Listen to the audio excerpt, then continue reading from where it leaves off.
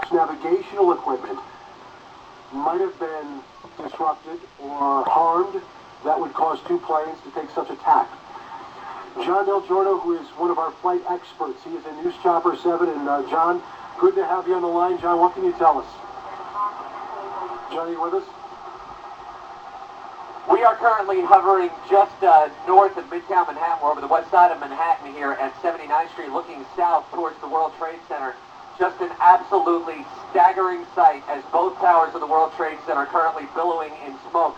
The chronology of events as we've been hearing them right now is that at approximately 8:45 this morning, an airplane traveling from north to south struck the north tower here of the World Trade Center, very near the top, near the 80th floor from what we are hearing, creating that gaping hole that you see in the north side of the building.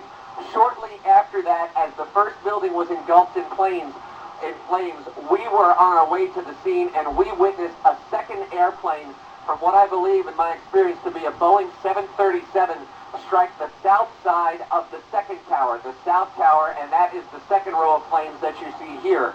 That airplane appeared to hit a little bit down the building around the 50th or 60th floor. Again, it struck flush into the south side of the South World Trade Center building.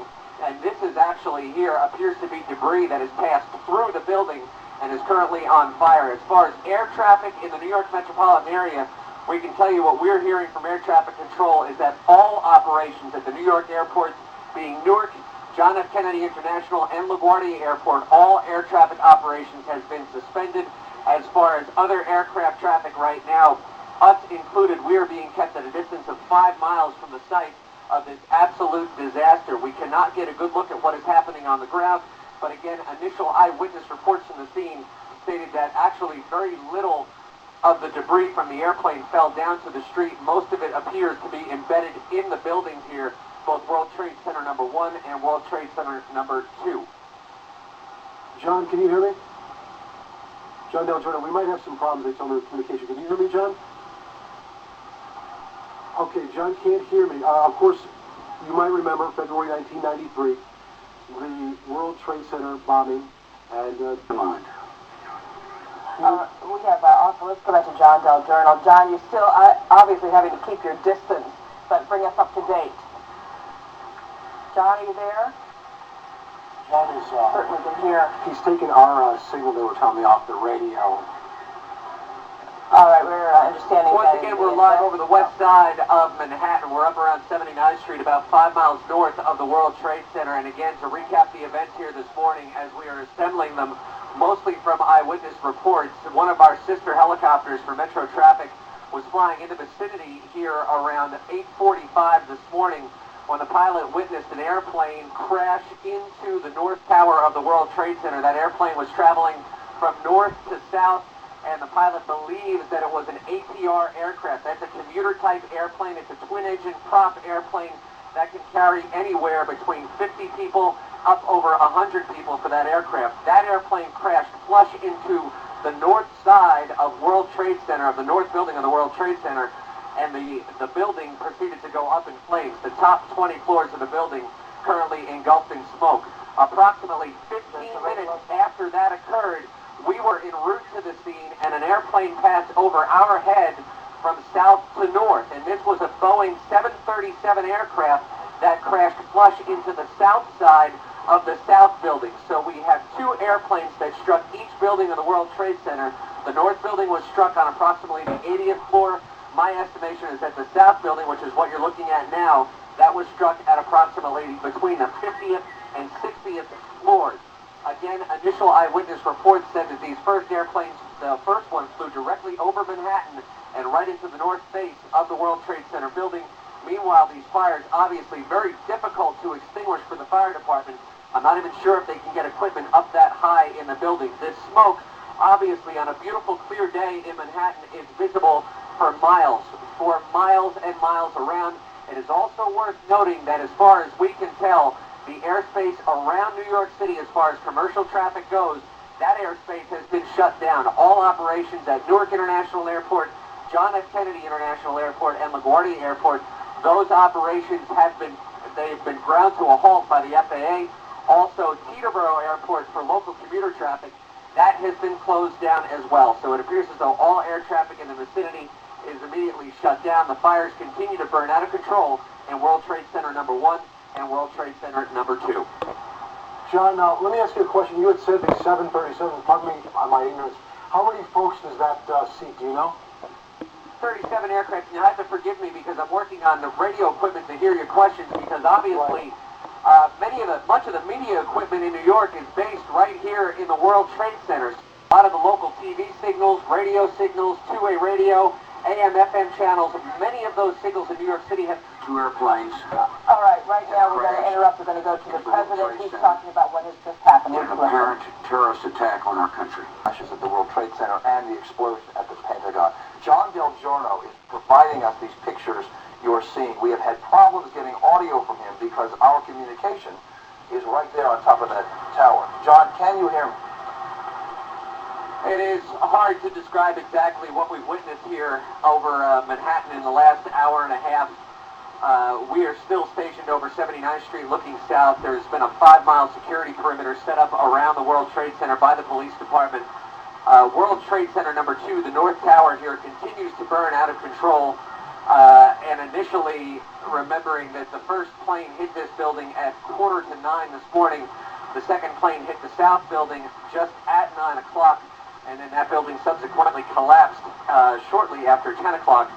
We actually witnessed the second plane strike the South Tower. From our vantage point, we were actually southwest of the World Trade Center coming out of our base, and the plane actually flew over our heads and directly flush into the south face of the South Tower and exploded into flames immediately. That tower continued to burn for quite some time, and then again, it subsequently collapsed down onto itself. Meanwhile, obviously, the airspace in the area that is all shut down, Newark, Kennedy, and LaGuardia accepting no flights, and there are no departures as well. Teterboro airspace is closed. In essence, the entire airspace around New York City has been closed down. Currently, as far as a perimeter around the area, in the skies, obviously, today you would have to consider the skies a threat, and currently NYPD is operating their helicopters very close to the building, assisting state police agencies. I know New York State Police is down there, New Jersey State Police is down there as well, and interestingly enough, we about 10 minutes ago saw military fighter jets circling above Manhattan at about 2,500 feet, which is obviously something that you don't see here, and that is a security measure to prevent any further action from being taken.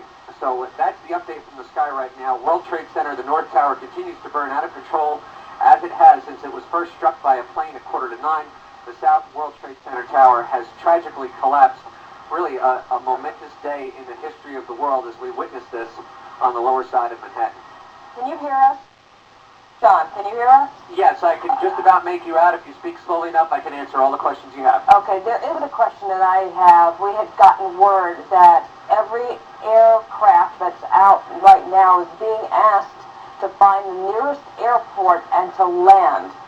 And I'm wondering if that in itself doesn't pose another threat.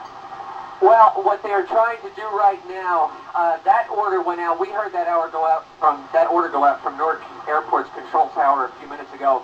That also has to do with a lot of commercial, with transient traffic, corporate traffic that comes in and out of the city, helicopters, corporate jets going into Teterboro Airport. They are being asked to find an airport outside of the area, find an airport other than Teterboro, Newark, LaGuardia, or Kennedy to go land at, and New York City is their destination because this airspace is immediately closed down.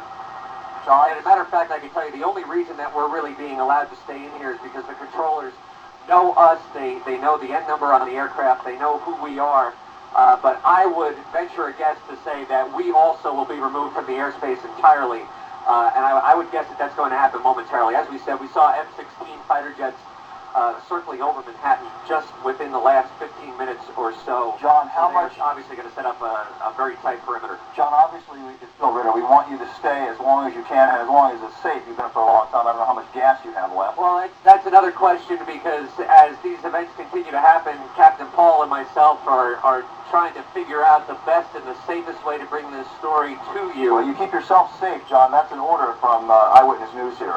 Let me just say, John, I have a question for you about that tower, but first we're getting word from the AP that the State Department official has confirmed that a car bomb exploded outside the State Department. There is obviously a coordinated effort and some sort of assault here on the United States in Washington and New York. We will give you a summary in a second, but John, looking at that North Tower, ABC News is reporting that the fire continues to burn, and it appears that the North Tower may be leaning. Can you tell? It's hard for us to tell through all that smoke. It is hard to tell from this point, again, because I am exactly 5 miles away from it.